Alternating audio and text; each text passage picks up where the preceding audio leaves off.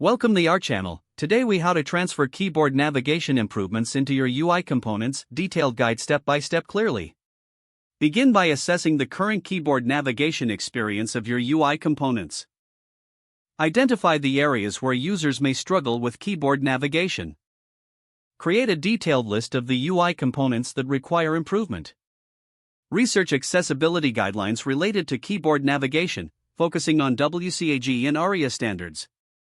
Evaluate the keyboard shortcuts currently in use across your application. Determine if there are any conflicts with default operating system or browser shortcuts. Design intuitive keyboard navigation flows for each UI component.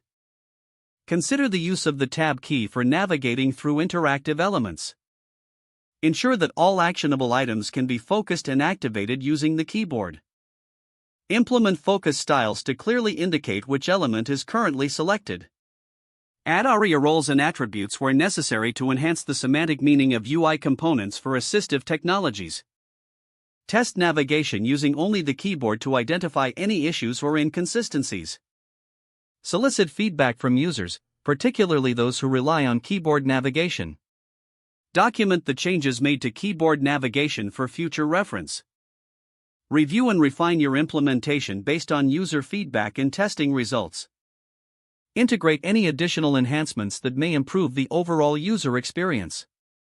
Stay updated on best practices and trends in keyboard navigation to ensure your components remain accessible.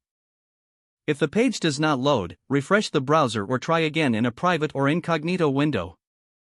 Make sure you are using the correct email address, then retype it carefully to avoid small typos. If your password is not accepted, use the reset option and create a new strong password you can remember.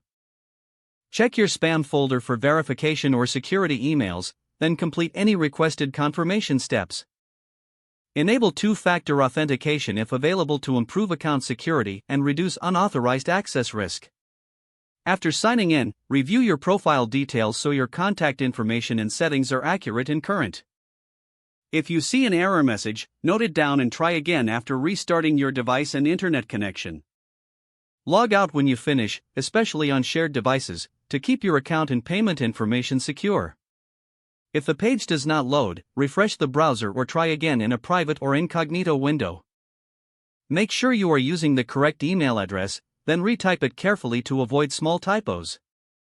If your password is not accepted, use the reset option and create a new strong password you can remember. Don't forget to like this video and subscribe to our channel for more step-by-step tech guides.